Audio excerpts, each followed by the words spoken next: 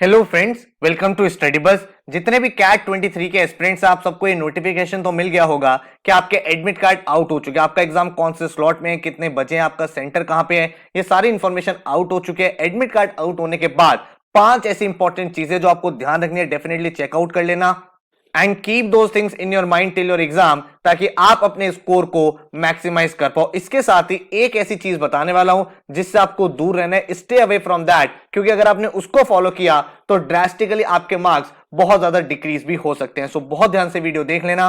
My name is Saurabh Kothari, let's start. तो जिन लोगों ने एडमिट कार्ड अभी तक डाउनलोड नहीं किया है, आपको imcat.ac.in वेबसाइट पे जाना है। जैसे आप यहां पे जाओगे, यहां पे एक ऑप्शन है registered candidate login for CAT 23। तो जब आपने फॉर्म फिल किया होगा तो आपके ईमेल में एक यूजर नेम आया होगा एंड एक पासवर्ड आया होगा, ठीक है। उसको कहीं लिख भी लेना, कल को कहीं ऐसा ना हो कि भाई वो आपसे ईमेल डिलीट हो जाए, तो आप भाई उसको कहीं पे लिख लेना एंड उसके थ्रू आप जैसे ही लॉगिन करोगे अपने यूजर आईडी और पासवर्ड के साथ, तो आप एंटर कर जाओगे अपने डैशबोर्ड में। डैशबोर्ड में ऑप्शन है एडमिट कार्ड का, और यहां पे भाई आपकी सारी की सारी डिटेल्स लिखी हुई हैं। भाई क्या आपका सेंटर है, कितने बजे है एंड कितने टाइम में आपको पेपर देना है, कौन सा स्लॉट है, सब कुछ मेंशन्ड है। और यहां पे एडमिट कार्ड का ऑप्शन है, तो आप जैसे ही यहां पे क्लिक करोगे आपके साथ पीडीएफ डाउनलोड हो जाएगा और उसमें बहुत डिटेल तरीके से हर एक चीज लिखी होगी। उस एडमिट कार्ड का प्रिंट आउट निकाल लेना, क्योंकि एग्जाम वाले दिन आपको वो लेके जाना होगा। अब भाई इस बार क्योंकि इतने सारे नए एप्लीकेशंस आए हैं, आपको पता है कैट में हाईएस्ट रजिस्ट्रेशन हुए हैं, तो बहुत सारे ऐसे स्टूडेंट्स हैं जिनको दूर दूर का सेंटर मिल गया है। तो भाई मैं आपको रिकमेंड करूंगा, सबसे पहले आप देख लो आपके घर से सेंटर कितना दूर है। कुछ ऐसे भी स्टूडेंट्स हैं जिनको डिफरेंट डिफरेंट सिटीज में सेंटर मिल गया है, एंड भाई आप लोगों को मैं आपको सजेशन दूंगा कि एक दिन पहले वहां पे चले जाना, क्योंकि ऐसा नहीं होना चाहिए एग्जाम वाले दिन जा रहे हो, थोड़ा सा लेट हो गए एंड या फिर मतलब इतना टायर्ड हो गए, एग्जॉस्ट हो गए कि पेपर में फोकस नहीं बन रहा है। तो कोई भी अगर ऐसा स्टूडेंट है जिसका सेंटर डिफरेंट सिटी में पड़ गया, तो एक दिन पहले जाके अगर आपका कोई वहां पे रिलेटिव रहता है तो वहां पे स्टे कर लेना, नहीं तो जो आपका सेंटर है उसके पास कोई होटल लेके रुक जाना, ताकि जिस दिन आप एग्जाम देने जाओ बिल्कुल फ्रेश माइंड के साथ जाओ एंड कोई भी स्ट्रेस आपके पर ना हो। इसके साथ ही एडमिट कार्ड डाउनलोड करने के साथ आपको कुछ चीजें ध्यान रखनी है।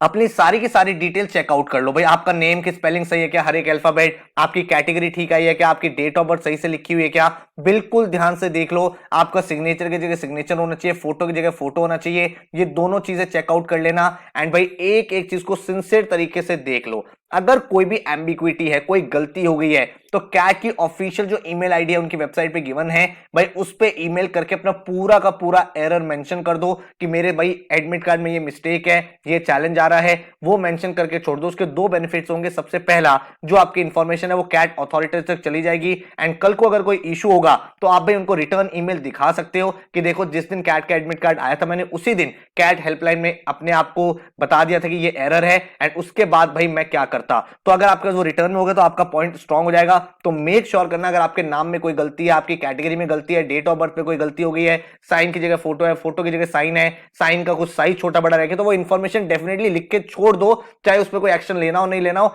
आप भाई एक ईमेल कर दोगे तो आप सेफर साइड पे आ जाओगे, ठीक है।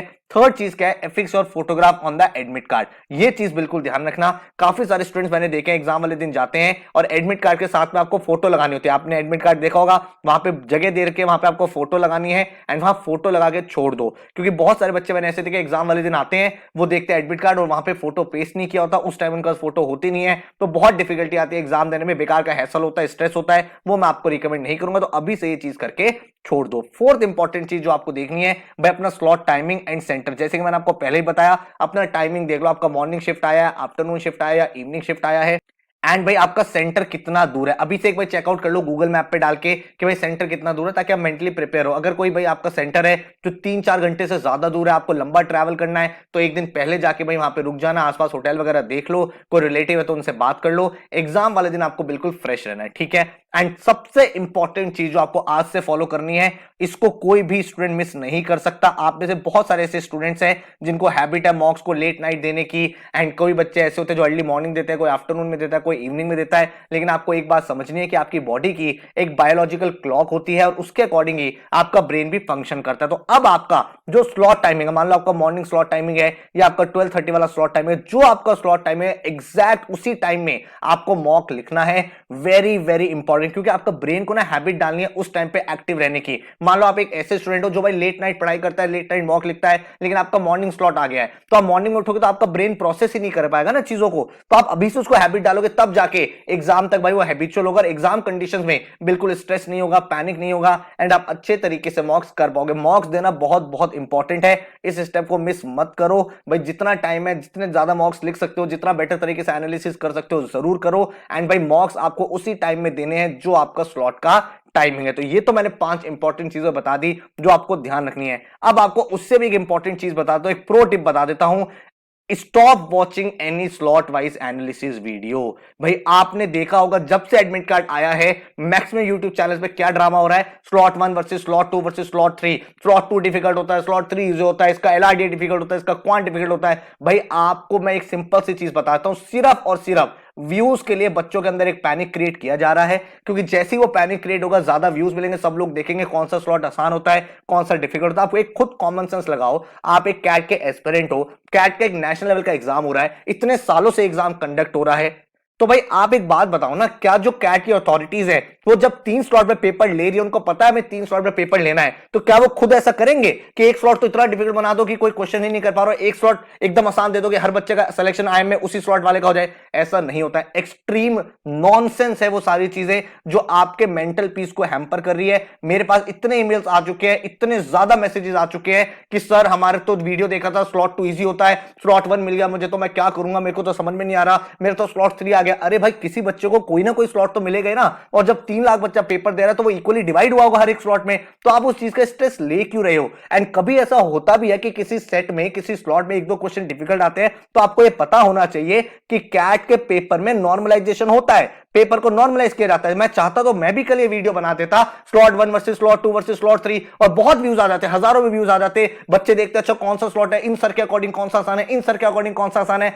सिर्फ और सिर्फ आपका टाइम वेस्ट हो रहा है, आपके दिमाग में गलत चीज फीड की जा रही है, एंड आपका जो इस समय फोकस होना चाहिए उससे कंप्लीटली डिस्ट्रैक्ट किया जा रहा है। एक चीज आप समझ लो, आप भाई एक मैच्योर इंडिविजुअल हो, आपके लिए एग्जाम कितना मायने रखता है आपको पता है, आपने इस एग्जाम के लिए मेहनत करी है, जो स्लॉट आपको मिल गया उसी स्लॉट में आपको परफॉर्म करना है, और उसी एग्जाम में, उसी पेपर में आपको अपना बेस्ट रिजल्ट लेके आना है। उस चीज पे रोने से कुछ नहीं होगा कि मेरे को ये वाला स्लॉट क्यों मिल गया, मेरे को वो वाला स्लॉट क्यों मिल गया, मैं तो रात को जागता हूं, सुबह का पेपर मिल गया मैं तो खराब कर दूंगा। ये नेगेटिविटी अपने माइंड में मत फीड करो। नेक्स्ट 15 डेज बहुत बहुत ज्यादा इंपॉर्टेंट है, तो बिल्कुल भी ये जो रबिश कंटेंट चल रहा है just because of views, just because of subscriber, just because कि वो स्टूडेंट्स को एंगेज रखे, उनके माइंड में जितना पैनिक होगा, जितना फियर होगा, उतने ज्यादा व्यूज आएंगे, उतने ज्यादा वो और वीडियोस देखेंगे, इस स्लॉट के लिए मैं क्या करूं, एलआरडीए मुश्किल आएगा कि क्वांट मुश्किल आएगा, भाई जो कैट का कन्वीनर है वो साइंटिस्ट है तो इस बार आरसी आ जाएगा, ये आरसी में अरे ऐसा नहीं होता। आप सोचो ना, कैट जैसा एग्जाम जो अथॉरिटी बना रही है, जो बॉडी बना रही है, वो एक न्यूट्रल एग्जाम बनाएगी जिसमें हर एक बच्चे को भाई इक्वल अपॉर्चुनिटी मिले, हर एक स्लॉट का बच्चा एक एट पार हो, एंड लास्ट पे जो बेस्ट क्वालिटी बच्चा है वो सेलेक्ट हो टॉप क्वालिटी में। तो इसमें कोई भी रॉकेट साइंस नहीं है। बट अगर कोई ये बोल देगा तो फिर व्यूज कैसे मिलेंगे? तो इसी चीज को ध्यान में रखते हुए आप सिर्फ वो कंटेंट कंज्यूम करो जो आपके लिए इंपॉर्टेंट है। और इसीलिए भाई मैं आपको सजेस्ट करता हूं, जो अच्छे चैनल्स है, बहुत सारे यूट्यूब पे अच्छे चैनल्स हैं जिसपे रिवीजन चल रहा है, कैट के प्रीवियस ईयर पेपर चल रहे हैं, बूस्टर की वीडियोस चल रही हैं, हम लोग चैनल पे इतना बूस्टर का कंटेंट बना रहे हैं, पूरा का पूरा कंप्लीट यूट्यूब बैच इस बार आपको फ्री में दे दिया है। तो आपका जो फोकस होना चाहिए, माइंडसेट होना चाहिए, वो प्रिपरेशन होना चाहिए। आपको क्या टाइम इन्वेस्ट करना है इस समय, जो टॉपिक वीक है उसको मैं स्ट्रॉन्ग कर लूं, जहां पे मेरे मार्क्स नहीं आ रहे उस गैप को फिक्स कर लूं। अगर मैं एलआईडी में एक पर्टिकुलर टाइप की पजल सॉल्व नहीं कर पा रहा तो वो वीडियो देख के इंप्रूव कर लूं, ना कि आपको ये देखना है कैट स्कोर वर्सेस परसेंटाइल क्या होगा, 8 क्वेश्चन कर दो पेपर में, 10 क्वेश्चन कर दो पेपर में। अरे भाई जब आप एग्जाम देने जा रहे हो तो आपका एक ही गोल होना चाहिए कि मुझे मैक्सिमाइज करना है अपना एफर्ट। भाई अगर मान लो मैं आपसे बोल दूं कि 10 क्वेश्चन वर्बल में करने हैं, आपको 12th क्वेश्चन आता होगा, क्या आप करोगे नहीं? क्या आप करोगे? ऑब्वियसली बात है। तो अपने एफर्ट को मैक्सिमाइज करना है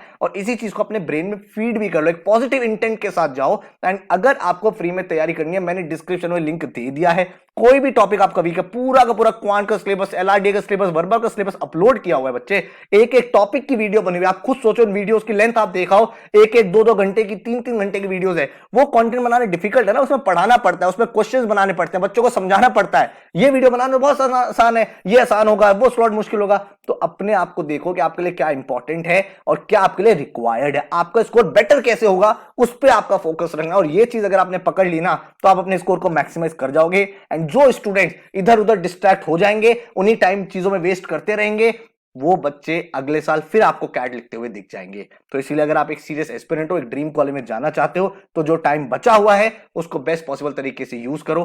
30 नेशनल लेवल के मॉक्स हैं, वो हम आपको प्रोवाइड कर रहे हैं। कैट की टेस्ट सीरीज चाहिए, वो हमारी लॉन्च हो चुकी है।